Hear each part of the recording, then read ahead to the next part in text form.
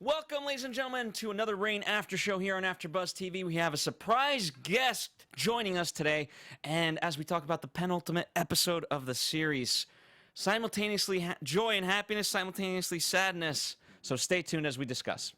You're tuning into the destination for TV superfan discussion, AFTERBUZZ TV. And now, let the buzz begin. That's right, ladies and gentlemen. Usually, I'm not as tongue-tied for words, but we're nearing the end, and it's truly, truly sad. However, let's rejoice on the fact that we do have a special guest, the writer of the episode. Yes. I'm just a co-writer. Yeah, just a co-writer. But yes, I helped out a little bit. Yeah. Fair enough. Thanks for that. It still took the craft of writing. You're tuning into the destination for TV. Yeah, you guys, I'm just happy to be here because you guys have been stalwart supporters of our show for 4 seasons, and we really appreciate it. And we're gonna miss you guys when this is over because, like, you guys love this show, and we make it for people like you. So thank you. Well, thank you, and of course we're also speaking to the fans that listen every single week. You know, we enjoy it obviously, but without the fans at home, Yeah. this would We not are be- nothing. That's right. But we also have Lina and Alina. That's right. We're not sitting next to each other, so we can't do the name twin and mole twin. I mean, technically Unless you you go are. with Kind of, a little bit. Yeah, in the wide shot, you know. But let's start with you guys' overall reaction for this episode. So jam-packed, in my opinion. Loved it. Loved it. You Drew, did- bravo, Thank bravo. I loved seeing Mary go through her trials and tribulations. I loved the whole Elizabeth plot, and I loved France. I mean, I think I predicted last week, right, that it was going to go down in France this week, and it did. So I was here for it. You got clairvoyant powers. Yeah, right? Yeah. Got nasty skills. Yeah, I wrote this one with Wendy Riss, who I've written a bunch of scripts with in the show for all 4 seasons. But this was like a big turning point episode for everybody, really, because we're heading into the finale. But, you know, we've been wanting to see Mary have a kid Yes. for 4 seasons, and she finally does this episode, but just with, you know, the wrong guy's kid. But it's a big moment. It's a big moment for her. She's been waiting for a long time. So it changes everything when you have a child. It changes your priorities. How much of it, because it seems to me a lot is speeding up and ramping up, how Yeah. much of that was due to kind of knowing that perhaps you guys had to alter a couple of things to get to the series finale as opposed to the season finale Right. versus... Well, we didn't know for sure it was going to be a series finale in 16, but we did have a series alternate ending in place if we had to, and so so I would say this. I'd say like every season. First of all, it's Reign. It moves really fast no matter what season it is. Right. And it's the end of the season, so things are building towards a big conclusion. But we definitely made some adjustments in the last couple of episodes, just in case. But you know, if 14, 15, 16 are all kind of like definitely heading towards a conclusion, and that conclusion is going to be bananas, you guys. It's going to be crazy. And we're headed for war, we yeah. got kid, custody battles, we got it all. But to answer your question, we really knew for sure, like, when we were shooting, I think when the finale was shooting, we got the official word that it was definitely good. So, you know, some things changed a little bit just to make room for it to be the end.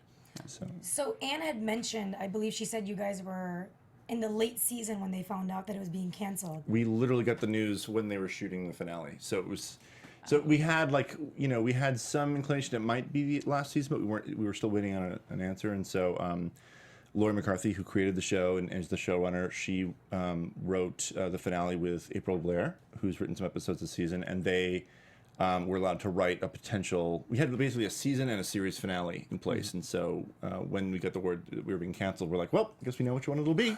Right. So, so yeah, you'll see that next week.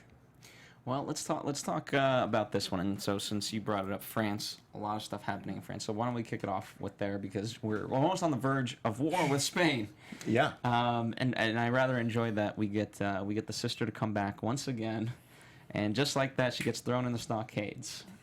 So, you know, I still since we have you here, what is the backstory between her and Catherine? Because it still remains a little Still remains a unclear. little cloudy, yeah. Right. I mean, one of the things we talked about in the room was just this idea that Lisa's sort of the.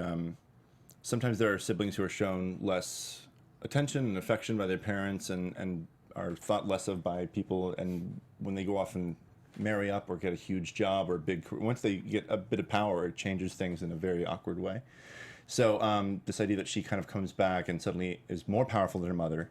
Mother-daughter relationships are already complicated, but when crowns are involved, it's very complicated. But so clearly, you know, she also hasn't been on the show for 4 seasons, so she's been pushed out of our viewpoint. So so it was fun about writing on a show is there's a bunch of people in a room, so all of us had some different ideas at different points about Lisa. But I think that was the main idea, was just that she's sort of been maybe ignored a little bit and pushed aside, and so when she comes rolling back in, and plus she's sort of been absorbed and adopted by Spain, who has their own ideas about how France should be doing business. So let me ask you guys this, and any one of you guys can jump in. But in hearing about that, I kind of almost have this theory now that, you know, obviously she might think that Henry's a better ruler in general, but perhaps there's that kinship by the fact that they, you know, they're somewhat similar. You know, they've been cast aside, Henry because of Charles, just by that sheer nature.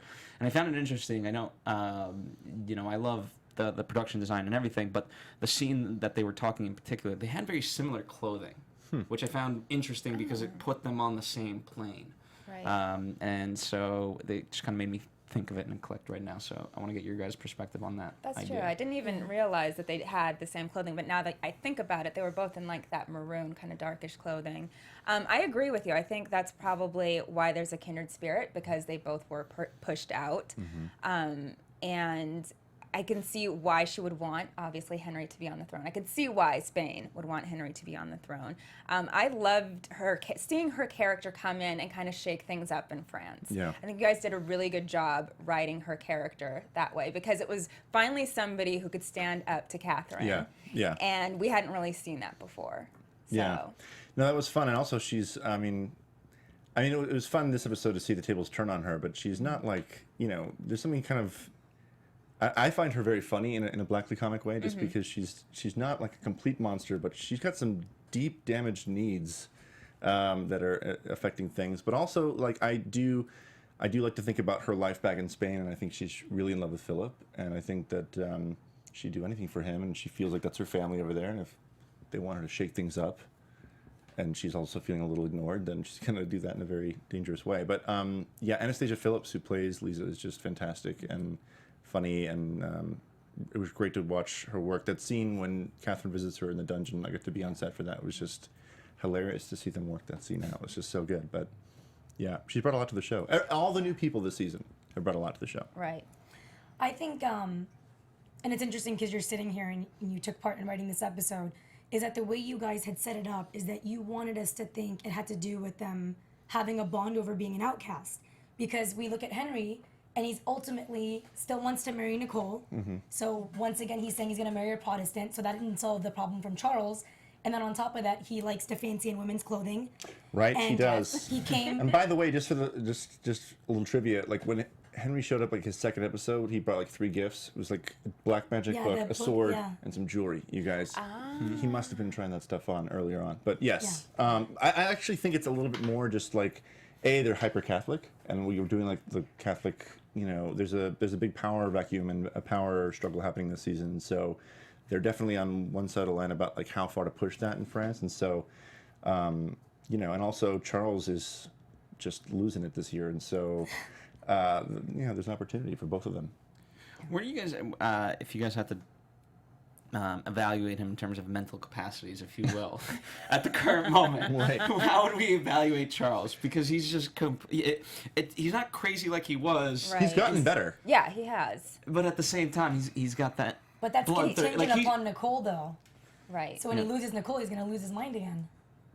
You know, He's still childish in a way. Yeah. Yeah. Well, it's sad because Charles in history had a rough time of it on his throne. In fact, when he died, there's some really sad quote where he basically says, "I hope that no child ever inherits the throne again," because he got it too young, and a lot of terrible things happened later in his life. But you know, what was fun to Spencer, who plays Charles, is awesome and a really talented actor, and so it's really exciting to, you know, we see all of them and we read all of them before you guys see any of them, and so people in the first few episodes are like, what's going on with Charles? He's like a complete, you know, but we know that he's going to have a journey this season, and he's going to find his strength, which might be good and bad at the same time. Which Especially if it's Nicole. yeah. Yeah. It's gonna get taken right underneath them. Give Nicole some love, Phil. I mean, look what she's done for Charles this year. What she's done, she's manipulated him. And then she's manipulated Narcisse, and Yeah. now she's trying to go after Henry. And I'm gonna call out Lina, our new host. You thought it was all innocent, but here she is just switching, and she outright says, "I'm after power," essentially. Okay, so we actually talked about this just before we started filming, where, we've been going on Twitter with Anne back and forth, Anne, who obviously plays Nicole, and I've always been Team Nicole, but this last episode, I jumped off that wagon because I really thought, she loved Charles, she accepted him for his corset wearing, his jewelry wearing, and I was Henry. like, Yeah. and I was like, okay, she loves him. And then we see in this episode where she gets the opportunity to now become queen, and she's completely ignoring Henry. Henry's like, I thought you loved me, and she was so cold to him. And I was like, wow, I can't believe after all that support, Team Nicole, she's just after the throne. And then the second she thinks that the Spanish ships are at the harbor, she jumps right back into Henry's bed. So it's literally she's after power. And yes, maybe there's a part of her that has that interest in Henry, like she wants to fix the guy, like I talked about a couple episodes ago, but she literally is after the throne. That's what she wants.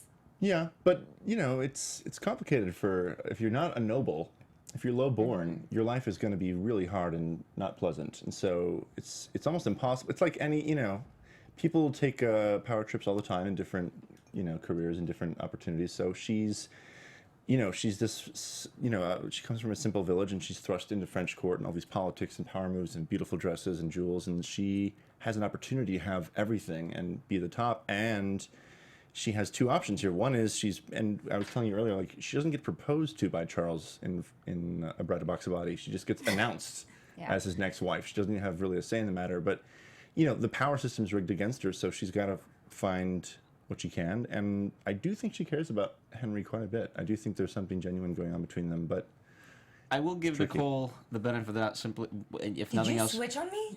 No. Switch! Phil, No. you guys had character journeys. No, I still despise Nicole in many ways, but I am Tell her willing. she's nothing. Tell her. I am willing to say that part of it is she's also Protestant in a Catholic nation, so I understand that plays against her as well. So although I disagree with her methods and tactics, I understand that she does have a hard life.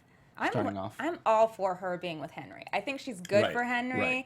I think she gets him. Yeah. And even he said that. He said, Yeah. you're the only person who I can completely be myself pretty much Mm-hmm. around. So I'm all for her being with Henry. Yeah. Although she needs to figure out what she's going to do with Charles and let him down. Yeah, how do you ghost on a king? It's really difficult. Yeah. It's tricky. Well, he takes your head off and then you become a ghost. That's it. That's how you ghost on the And king. problem Now we know. solved. It almost felt like Helen of Troy in the sense, Yeah.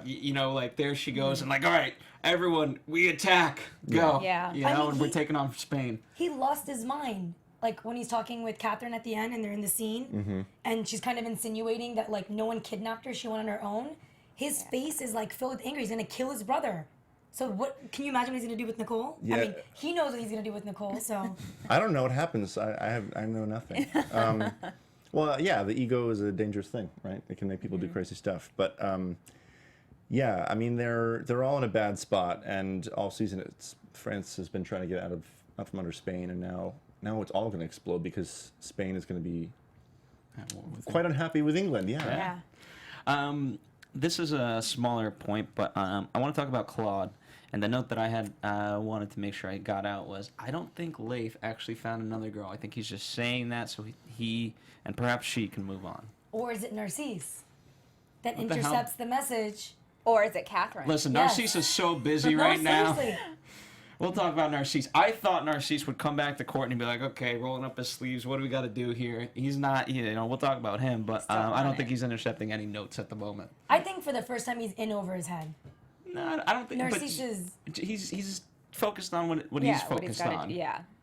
rather than French court and the dramas of that. Maybe He's it's definitely playing with some big pieces now on the board. I mean, he's pre-engineered a big. I mean, he's helped create a war. It's a big way. I mean, if you're gonna have revenge, you gotta go nuclear, right? Yeah. You gotta Catherine. go. Big or go home. Yeah. Well, Narcisse is. It's hard. I don't think Narcisse could intercept the letter because he's in Scotland, so it's probably not that. But you know, I'm fascinated by all fan theories and fan fiction, and God knows there'll be plenty of opportunities since we don't have a season 5. So anything you guys think could have happened, it could have happened. Sure. It's like Schrodinger's cat. Exactly. Exactly. Until we get a 5th season, it's exactly. true and it's not Whatever. true. Yeah. All at the same time. But specifically about Claude, where do you guys stand on her in terms of, because I think, you know, she goes on a journey for me, even though it's sort of buried perhaps by some of the other characters because so many big things are happening. But the way Catherine says, like, you actually have a shot at happiness here. I thought that was a very touching moment that I enjoyed quite a lot for Claude, but also from Catherine. Yeah, I agree. I mean, all season I've been wanting her to get with Luke. Like, see what's in front of your eyes. You have somebody who's good, who like genuinely likes you and wants to make this whole thing work, and you keep holding on to something that's not coming back. Like, you got to get it together. And I think now it could be too late. And Catherine, that's why I say maybe it was Catherine that said I think someone intercepted that message. Yeah, exactly. But didn't Luke intercept it the first time? That's how he found out that she was planning to leave him. Right, via Narcisse. Narcisse showed him the right. thing. Could be. Worthwhile theories. But Claude just needs to get it together and see that Luke is her man. Needs to do it. He comes from a long line of very handsome, smooth-talking guys, and he doesn't kill anybody. So Like, it's a what big more win could for you her. want? Exactly. Yeah. I think it was actually touching that Catherine has come such a long way that she actually wants one of her children to be married for love. I mean, that's not really Catherine. She really likes to use her kids as like toys and like power plays. Wants Charles to marry somebody from Spain. Never really wanted Francis to marry Mary. Just kind of have them engage for the alliance and then marry whoever would be the next benefit for the country. So to see her be so honest and want Claude to be happy, it's a pretty beautiful thing, because I feel like Catherine always wanted to be in love with Henry, but then remember, I forget Bash's mother's name, but Diane. Diane came into the picture and kind of ruined that love marriage, because I believe she did say last season that she really did at some point love Henry. Yeah, yeah. They, well, that could have been a whole show itself. But yeah, I think Claude's really been on a journey of growing up this year. You know, she was sort of like the spoiled princess when we first met her, and she's really kind of grown and matured, and you know, she's had to lose love and move forward, and her and Catherine's relationship is really deepened this year, which has been great to watch. So, you know, historically she was a very devout. You know, we kind of made her a bit of a wild child, you know, in the beginning of the show, but she's kind of growing into who she was more in history, which is somebody who was, you know, somebody who believed in values and morals, and she, well, people will Wikipedia when this is all over. You'll see what happened to Claude, but she, I do think she has a real shot at happiness because she's with a great guy, and she's not a schemer. She's not a courtesan. You know, she's not someone who's there to meddle with all that stuff. So yeah, I think she's got a good shot at happiness. Absolutely. And before we talk about Narcisse, Lina, you have a quick message for us, an unscripted show that might be of interest to our fans. Yes. This is actually Leah Remini. Scientology and the Aftermath was A&E's breakout unscripted hit of 2016. This is actually a really cool show. I DVR'd the show. Really good, really interesting. The Hollywood Reporter called it engrossing. The New York Daily News said the stories it tells are shocking and rife with sobering revelations and accusations. Now, more ex-Scientologists are joining Leah to fight back. As Reality Blur put it, that's the power of this kind of storytelling. Leah Remini, Scientology and the Aftermath for your Emmy consideration. Yeah. That's right. So if you at home think this is a great show, tweet about it, all that stuff. I mean, social media, as we've seen, does help shows nowadays. And we in particular love the interaction we get on Reign with you guys and the fans. Yeah, that account has been crazy and fun this year, and yeah, it's funny. I think like everybody's grieving together this year. Like we're all like, we know this is it, so let's all just chat a little bit about it. But yeah. Lina described it as the boyfriend you know you're having to break up with, but still want to enjoy. How did you say it? I don't want to steal your words. I said it's a bittersweet episode where it's like the relationship you know is going to end, and so you find yourself holding back. Like I really want to divulge into the episodes, but I'm sitting there and I'm like, the more and more I invest myself, it's going to nothing. But hopefully we're going to be positive, and hopefully there's a season 5. Be Because positive. there is really so much left. I'm sure they're going to skip to the next episode and a lot's going to happen, but there's still so much like, where is Francis's child? I was actually thinking about that today. Well, like, where did Lola and Francis's child go? He's being safe. tended to, but the truth is, if you're off screen on Reign, you're safe. If you're on screen in Reign, you're in danger at all times because people just. Who dies? Tell us. Well, on this show, lots of people die, Yeah. clearly. So No, I'm just next saying. episode. I can't tell you that. But yeah, the characters, John is safe and is being tended to, and there's plenty of non-dramatic scenes probably happening off screen with Catherine visiting him and bringing him treats. But Right. it's better to stay out there and not over here because bad things happen in France, you guys. Well, let's talk about Narcisse, a Frenchman in Scotland, or is he in Scotland or in England? I think He's in he's England. now in He's in England. England. He was in Scotland, now he's in England, and he's just masterminding this intricate scheme. If you want to talk about people that have gone off the deep end, I think he's gone off the deep end in some respects. This is like his biggest scheme ever. Yeah. Because we've known his schemes, but this one is the scheme to top all schemes. I mean, starting a war between England and Spain, just everything. And then the maid, I mean, it's just bananas. It feels like this could be a it could be a spin-off thing of like the typical movies where it's like I'm going in for one last job, but this time it's personal. Right? That's what this feels like. He's going down guns blazing, I Yeah. feel. Like, he Yeah. does not care. It's crazy what love is making people do in Reign. Yeah. Like, bottom line, look at the way Charles is acting. Yep. Narcisse is getting vengeance for Lola. This is all about Lola. And I said, in the last episode, is that this is a man that actually disrespected Lola on several occasions, cheated on her with Catherine and other women, but yet he's willing to destroy everything in his way to get vengeance for Lola. And it's crazy how much love has an effect. Yeah, I mean, especially on somebody as savage as Narcisse. And also, like last season, what was so tragic about the end of season 3 is that Narcisse had he was on a redemption tour. Like he shows up in England, I'm going to get you out of here. We can live in Scotland. I'll give up all my power-hungry ways, and I'll go anywhere just to be with you again. And before that can happen, she's ripped away from him in one of the most disturbing scenes we've ever done in the show.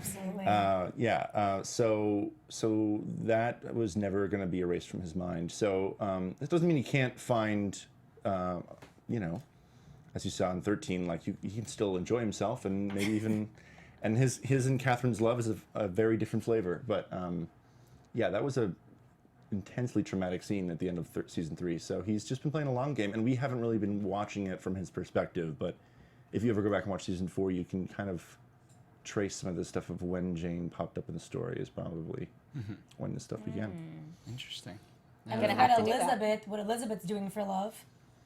She's about to tank a ship in her own Yeah. marriage over love. Yeah, Love is it's an interesting thing. Goodness.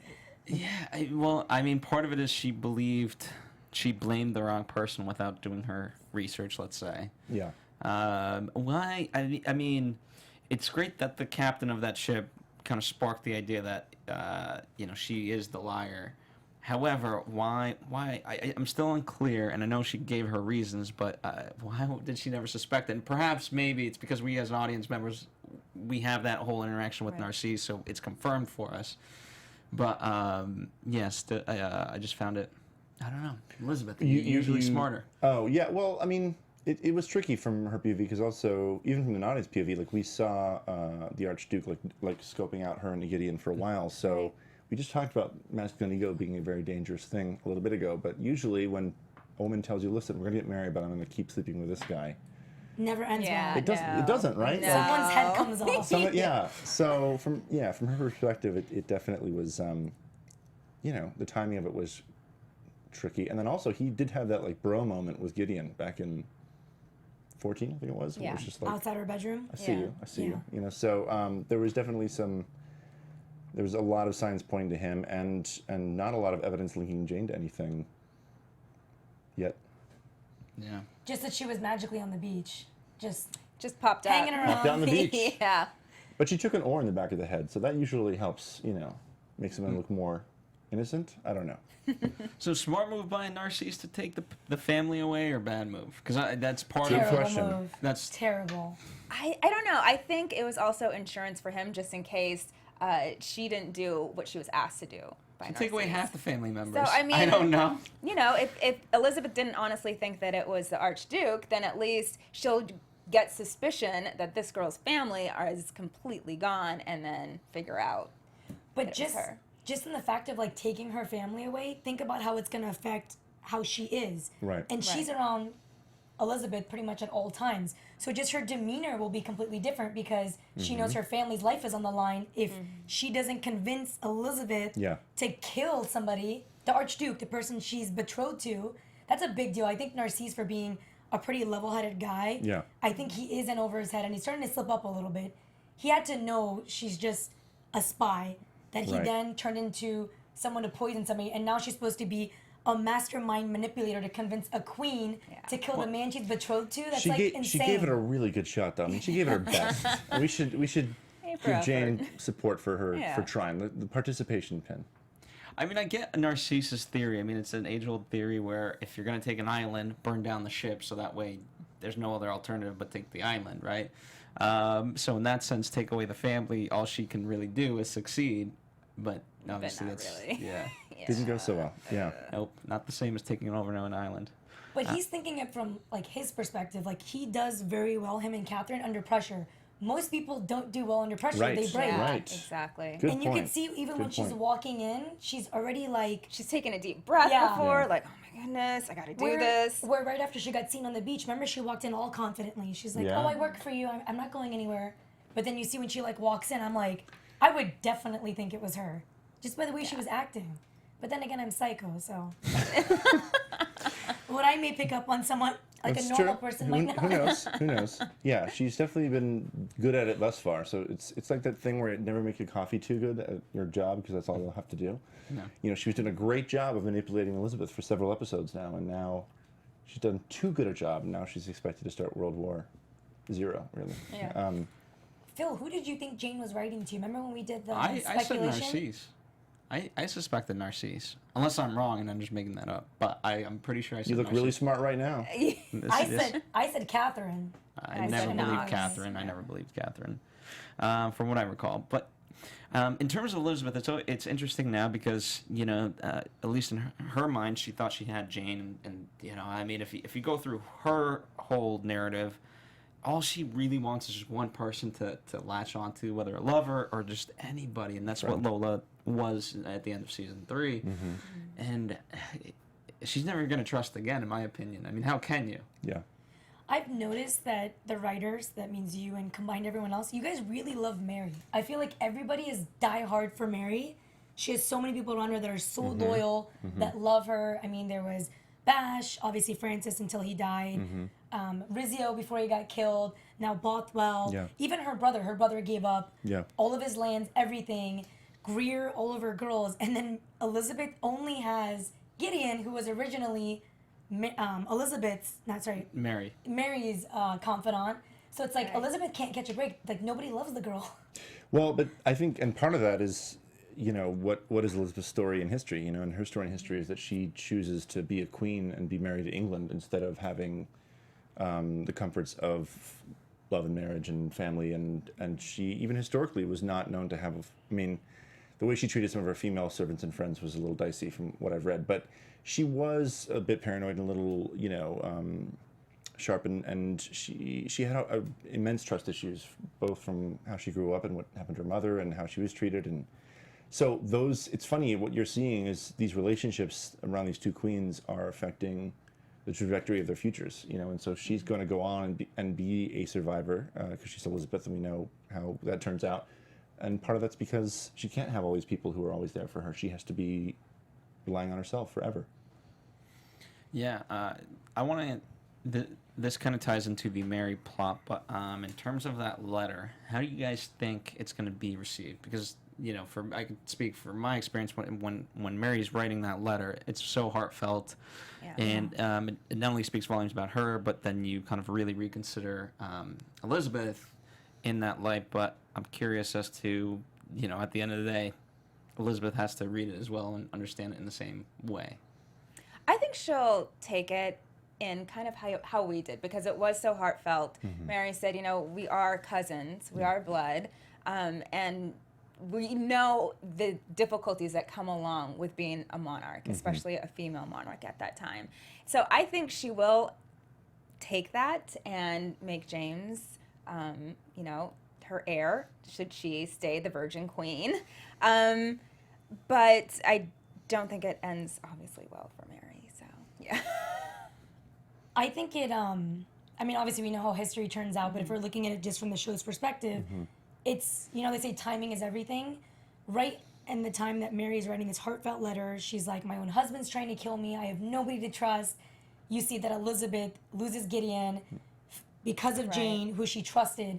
So it's kind of like, I think she's going to be definitely a lot more accepting of it, considering her situation, and also considering the fact that Mary's just kind of like, I just want to protect my child. Yeah. I will leave your throne alone. You don't have to worry about me now. I do understand that Elizabeth has a whole different country to worry about now, so that kind of might be also in the back of her head. But I mean, I definitely think she's going to be a lot more accepting and understanding of Mary's letter, considering the fact that she just lost Gideon, now betrayed by Jane, and she has nobody left. She doesn't even trust the Duke. Like, he pretty much just left. Like, where did he go for? He's on business. He's on business. But we might see him again. That's very astute and well put. I think that's pretty awesome. Yeah, you know, they wrote to each other a lot. Historically, they never met, but they did have a lot of correspondence, and some of those correspondences were passive-aggressive, and some of, you know, Mary was always the more emotional writer, and Elizabeth was a little bit more distant and reserved, but they did correspond, and it was a big moment for her, because we've had them communicate via ambassadors like Gideon and Nicholas and people like that all through the show. And so what was most exciting about this episode, I think, was just to see Mary sort of, it's her big shift, because all season long she's been gunning for the English throne, and now that is not really the source of the greatest danger. It's become the person that she joined forces with to take the English throne is really the biggest danger. And so now she's got a child to consider and different priorities. Can you explain, was anybody else confused how Donnelly got back on top? What happened? Something with the Privy Council? How does the mom have control? Like, I don't understand any of that. The mom didn't have control, but what she told him to do, because the thing is that Darnley's king as long as Mary's alive, because he doesn't have crown matrimonial, which means when she dies, he's no longer king. But the Privy Council was a very powerful, like, essentially form of government in Scotland, and so historically, that council proved some quite problematic for Mary. Like, they had the ability to kind of vote certain things in if need be, and so essentially what he was doing was naming a new Privy Council while she was giving birth, so she had no say in the matter, because he just did it himself, even though he's completely almost disintegrated in his mind. But he was able to install a new Privy Council of people loyal to his family. So now Mary's got, you know, a Privy Council for the most part who are going to vote in Darnley's interests and not in hers. So it's going to be very difficult for her politically to hold on to power. And, you know, what we're doing is we're just setting up the story, which is that in history she lost, you were mentioning allies earlier, but she lost a lot of allies in history, and people did sort of build factions against her. So that's kind of what you're seeing in this episode, is people are consolidating power against her. At least she doesn't have syphilis. Yeah. That was disgusting. That's the silver lining. Yeah. And she was like standing right next to him, and I was like, stand back a little bit. He's got, Just a little step. like, did you see that? Yes. She didn't. At least she did. didn't poke the lesion. She didn't touch the lesion. That's So a good move. is that why he's hallucinating, or he Yes. just lost his mind and It makes you, if you don't treat it, it'll make you crazy. Oh, okay. Well, Syphilis is that really explains bad. it. Yeah, we should have done a PSA, but it's really bad, Yeah. especially back then. There's no penicillin, so yeah. I mean, here's the thing, like in terms of medical advancement, just seeing the childbirth itself and the tools that they were grabbing, I was like, That made me so scared. are we branding a cow here? What are we doing? They look kind of rusted too. Like, at least use something that looks cleaner. Hygiene was not really a thing back then. No. And yeah, there was, like I was saying, there was this book I was reading first season called The Prospect Before Her, which is all just about, you know, the issues of women's lack of power throughout the ages. And one thing they said about this period in time is a pregnant woman has one foot in the grave, because they didn't have the medicine we have today. That's And so they just sad. so Yeah. it was really, it was dangerous to give birth, and a lot of people didn't survive. So Mary's actual childbirth was very long. The labor was really long, and I don't know if it nearly killed her, but historically it was immensely painful. And also when you read the description of the room she was in, like there's no windows, it was crazy hot. I mean, just like it was just the worst possible setting to give And your birth in. crazy mother-in-law in the room. So- I would have thrown the knife at her. I hate her. Yeah, I don't like She's her. bad. She's a sneaky little, She just wants power. She wants power. She wants her son to have power. Well, this is the thing: is you're watching a show where you could say that about another character in another country, True. right? And so it's just a matter of whose side you're on, right? Right, Like everybody's fighting for their own interests and their own You families. could be sneaky and have a heart, though. She's sneaky and heartless. You know what? Here's what's funny though. It's like if you really count it up, I bet you Catherine de Medici's killed way more people than Lady Lennox. True. But we just hate Lady Lennox anyway. Yes, Does that's it so true. Doesn't matter. eloquently. Yes. Yeah. We're not necessarily by the facts types of people. We're more emotional. Yeah. Speaking of, like, Us, except Phil. Phil's Yeah. factual. am I? I mean, I have to say, like, that was such a very powerful scene that by the end of it, that commercial hits, and I'm like, you know, I'm going through it and how much is left. I'm like, oh, there's still so much left. Like, I was emotionally spent just from watching that. From the childbirth or the letter? The childbirth. Yeah. In Yeah. you know, in the best of ways, because so much is going on, and things are being set up. That was really intense to shoot too. I got to go up to set for that, and I, you know, we didn't know if we were coming back, so I knew that might be one of the last times I get to go up to set and see everybody work, and that was a really powerful day of filming because there were real babies on set. So whenever there's babies on set, it's like everything's like, you know, everything's just a little tense, and also just seeing how much Adelaide and Adam and Selena all committed to that scene, really was really overwhelming, and I was really proud of everybody that day because everybody just brought it, and they all kind of knew like this is a big moment for the show and the characters, and you know that in another universe like there would be 3 other ladies around that bed, but they're all gone, and so Greer's her only friend left from those early days, and she's watching her die. It's really intense. So I'm just really proud of everybody. They did a great job. And everyone had their own like what I loved. Everyone had their own motives in terms of the doctor, Mary, Greer obviously is just trying to keep everyone calm. Bothwell, he has his own priority of like, yes, I want to get the child, but at the same time, like you're my number one priority. Yeah. And Right. it just Yeah. the arguments going on between everyone. That definitely made it intense, and I enjoyed that. How you guys utilize that? That poor doctor was like, what do I do? Yeah. Because she's like, I am the queen, and Yeah. you're going to save my child. And Bothwell's like, you touch her with that knife, and I will kill you.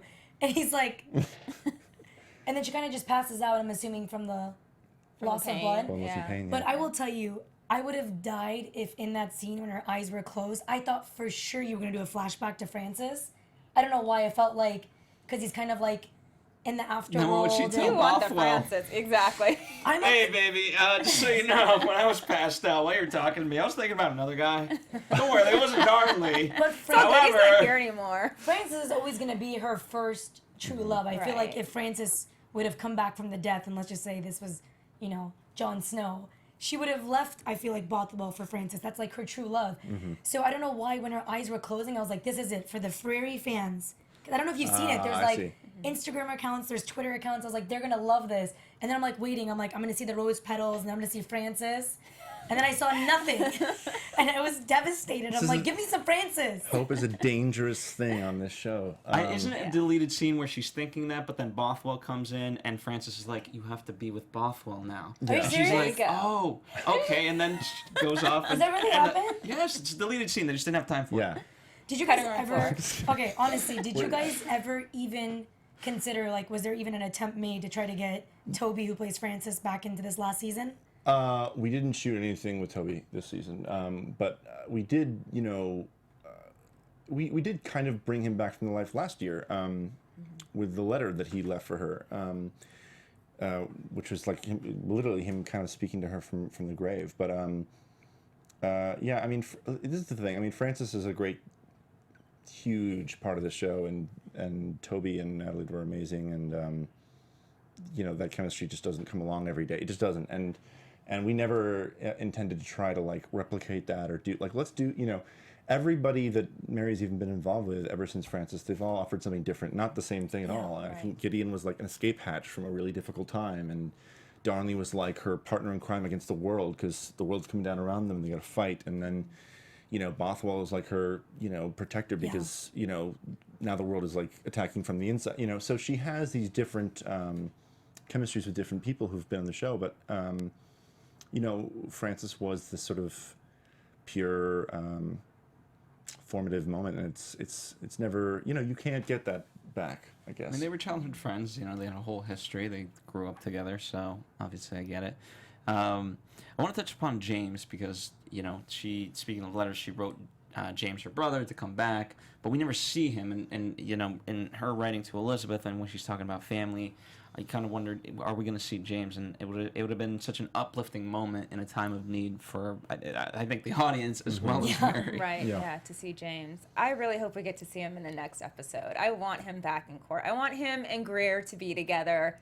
That would be amazing. And just to be there for Mary, because she needs as much support, especially with what she's going through with Darnley and his mom. I mean, she needs all the support she can get. Yeah. So. And James is the only one that actually knows the truth about Greer's daughter, is that she's actually with the pirate. So he's like so accepting, you know, hence we're talking about the subject of accepting people. Right. He's very accepting. I mean, so that, I think that would be hint, hint. That would be great. I mean, Okay. literally film. Can you guys give me a moment? I'm going to go beg the showrunner to just get millions of dollars to reshoot this finale right now. Where did Conde go? That's another thing I was thinking about today. Where's Conde? Well, Conde is not on the show anymore, but it's funny. I mean, like, I think when this series is over, I hope people go and look into history, because you can kind of follow where all these characters went on. Because Conde did outlive Francis for a time, because he was supposed to be. It's kind of a weird. We did kind of a remix of it in season 2, but he was imprisoned and awaiting execution until Francis died, and after Francis died, he was released. And for a while, he was a leader of a Protestant movement. There was all this civil war going on in France over religion, so he was a major thorn in Catherine's side, and he was eventually killed in battle in a really brutal way. But so Conde is off, you know, having religious subplots off screen, is what I would say. But It's corresponding with Nicole. yeah. So let's talk about the child, because obviously a huge cliffhanger in that respect, where the baby's supposed to be taken care of, but there is Darnley taking care of it, and where it goes is anyone's guess. Just Darnley. I don't even know what to say about him. Yes. And it's so funny because, like, you know, we had Will on the show, so you want to like the character. And at the time he was on the show, it was right when he first came on the show. And it was, you know, Darnley was being nice and polite, and we were getting to like him. But when he took Mary's child, oh my goodness, I felt for her, because that's like ripping your heart out. That's like worse than ripping your heart out, you know? And especially in his state of mind right now. Yeah. He can't have a child. No. I think him taking the child is gonna lead to the point where she kills him, because pretty much she kidnapped the child. Hopefully, it doesn't give him syphilis. I mean, I think you told me it's not that easy to contract it. I'll give you one spoiler: the child does not contract syphilis. No, does not. Thank God. But that'd be terrible. I mean, if it's or does he later? It's... I can't remember. Does he? Well, no, I'm actually thinking. Never mind. That's a history spoiler. But he does get sick later on. But I don't think it's syphilis. So no syphilis for babies. I promise. Okay. But I think that's, like what you said, I think that's what's going to drive Mary to say. I mean, yeah, she's willing to make amends with Elizabeth and give up her right to the throne for her child. So she's gonna kill him this episode. He's got to go. He's got to go. He certainly crossed a line. Yes. For all he's done, this is pretty bad. But he actually looks like he loves his son. He actually looks at him and he says, you know, I thought you were going to take my reign, but actually, you know, you're my son. And he made him that ugly little horse with the shaggy hair. It's the ugliest. Listen, that's more than I can do, okay? Exactly. It's the ugliest horse I've ever seen. Like, there was no Mattel back then. Like, you're the king. You can't have someone make, like, a fancy horse. I think that's 16th century fancy. I don't know. Yeah. It could. Listen, it's the thought that counts. I take it back. It's the thought that counts. There you go. It's the syphilitic-ridden thought that counts. Yes. When you're a father. No, he does care. I mean, I think that's what's so great about that. Well, it's not great. It's horrible. But it's what's messed up is that she thinks that he's a good guy, and that he's just so happy that he no longer sees his child as a threat, but as like a little him, and it's a beautiful moment. He just happens to be talking to a dead person while he's having it. So, yeah, I know you hate Darnley. I sympathize with Darnley. He's a... I actually don't hate him as much as I hate Nicole. Really? Phil? Really? Wow, He Phil. stole a baby. Wow. Okay, no, And he has Jeez. bumps on his back. yeah, but the bump, that's not necessarily his Because fault. he was Helped him. whoring himself. It is. It He was is his whoring fault. himself. Okay, but okay. Be okay. responsible. Everybody At the same be time, wrap it up. responsible. Go to the middle of the season. Mary wasn't the greatest towards him. I just got that. I was like, wrap it up, like the show. Oh no, wrap it up. No, okay. Like let us not forget what actually happened in the middle of the season. They were going back and forth at each other, and Mary, you know, she's responsible for the death of Kira. Okay, that was so unintentional. Yeah. She was actually nice to the girl. Okay. She just wanted to save face. It's tricky, you guys. It's complicated. Everybody's a little bit to blame, a little bit, but you know, it's. Look at the logical men here with their logical I'm like, answers. no, he stole No, a no. baby. Okay, Listen, question I for like you. all the characters, so that's my fault. Question for you. Yes, please. So obviously you're the mastermind, the writer. I'm not the mess. Let me just. One of the masterminds. It's all a group effort. Right, Come on, it's including Nicole that you hate. If you could be an actor and you're auditioning for the role, which one of the men would you be? And Reign, starting from season one. That's a great question. Starting from season one, though, you could be Francis. I couldn't Everybody be wants to be Francis. Francis. Please couldn't be don't lead the Francis. witness. I couldn't be Francis because you know what Toby brought to that part that's really hard was sincerity. I mean, he really was sincere, and just he made you believe in all those things. It was great. This is weird because now this is like I'm okay. Who would I be? You're not being biased. You're not saying who's the better actor. Right. Which role would you do? Which role would I want to play? Yeah. Well, I mean, I don't know. I mean, let's see. I think the Darnley character is a great part. It's a great part.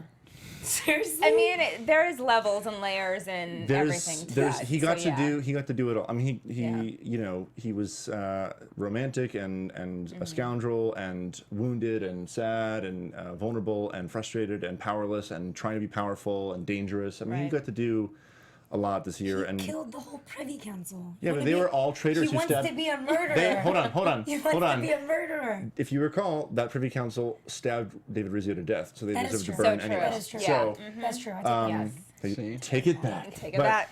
No, I just think that character brought a lot. Like it was, you know, it was her second husband, and it wasn't a Francis story. It wasn't a great love story. It was a great conflict story. You know, it was a very troubled marriage. But I just think that character brought a lot to the show, and it was fun to write, and brought out great stuff in Mary, and brought, you know, it was great. Love interest and antagonist, and I, you know, the stronger and more interesting you make an antagonist, the more your lead has to adapt and improvise and change. So. Any final thoughts or questions about the episode, or just while we The have whole Drew? series, so you'll never see me Right. again. The show's almost So, I over. mean, just tell us what happens next episode. Okay, Well, we're so gonna the next watch it episode, Friday. there's a huge dance number. No, I do want to say this. You know, we really needed 2 seasons in Scotland to tell everything that happened to Mary, and we definitely would have liked to have done another chapter to see everything else, because she's got an amazing story. That's why Laurie created the show. She's got a great story, but so it was a gargantuan task ahead to write just a season finale and then adapt it to end the whole series. And I was really touched and impressed by what April and Laurie wrote and what the actors filmed. And you know, it'll be crazy, it'll be moving, it'll be sad, and you know, if you don't like it, it's too late. It's over. You know, but yeah. Who doesn't like it? You know, the sad part is it never really hits until you are like the time next year comes when Right. Reign is supposed to begin. You're like, oh, it's not coming back. Yeah, You know yeah. what I mean? So for me, there's always that delayed process. Yeah. And the Which is- intro, that song. Yeah. Indeed. Yeah. All Well, right. actually, I got one more question. Bring it. Let's do it. What was out of all the episodes that you wrote, which one was your favorite episode? That's a good question. The one I'll always be really proud of was the first episode I ever wrote, which was called Left Behind in season 1, and it was when Mary and Catherine were alone. The men had gone off to war, and the Italians took over the castle. Oh, Like she gets episode 8. That was a raped? fun She doesn't one. get raped, no. No, yeah, that was a fun but one. Yeah. the threat of rape is definitely in the air because the men aren't coming back to save them; they have to save themselves. And Catherine and Mary really kind of bond together. And there's this line Catherine says, you know, the first lesson I ever learned was never to wait for a man's rescue. And so that episode was just amazing to do, because when I first watched the pilot, I told Laurie, like, this is an amazing show, and I see there's so many possibilities of different stories you can tell in that world. And so I think what was brilliant about that show is it was like it could be a genre thriller in the woods, it could be a political thriller, it could be a period costume drama, teen soap, you know, all these different things it can be at Right. once. So that was an episode that was me plugging what I wanted to see happen into that world, and and everybody just brought it. And so that you never forget your first. Yeah, that was a great episode. Thank you. What about you guys? What was your favorite episode of all time?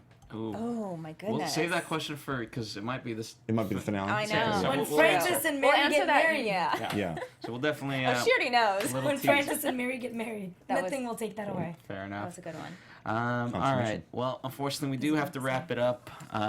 But in the meantime, the people can interact with you at Reign Writers. Correct? Maybe. I mean, Well, not you direct, but not the me writers direct, in the writers general. in general. Yeah, and it's been an awesome 4 seasons. Thanks everybody, and thank you guys for covering the show. And everybody out there, whether you're a Tumblr account or a fan forum or anything you've been doing to support the show, it's really appreciated. And we'll miss you guys. And where can we find you? You can find me at Lina Noory _ or on Instagram at Lina Noory, and I'm so sad. The Reign is ending. Don't be so Sad. sad. And Alina. Alina, you can find me on all social media at Alina Vision. That's Vision with 2 S's. I just really want to thank Drew for coming in. Thanks for having we me, guys. love having you. We Thank love you. the show. Thanks. So thank you. And follow us here at AfterBuzz TV. Thanks as always. We're going to have a very fun, somewhat emotional, I'm sure, series finale next episode. So stay tuned for that. We're trying to work on some fun stuff as well. So fingers crossed there as well. And then So, hopefully a season 5. Hashtag that or something. Get that going. That's right. Let's Season get five, that Reign. happen. Bye for Season now. 5. From executive producers Maria Menounos, Kevin Undergaro, Phil Svitek, and the entire AfterBuzz TV staff, we would like to thank you for listening to the AfterBuzz TV network. To watch or listen to other after shows and post comments or questions, be sure to visit AfterBuzzTV.com. I'm Sir Richard Wentworth, and this has been a presentation of AfterBuzz TV. Buzz you later. The views expressed herein are those of the hosts only and do not necessarily reflect the views of AfterBuzz TV or its owners or principals.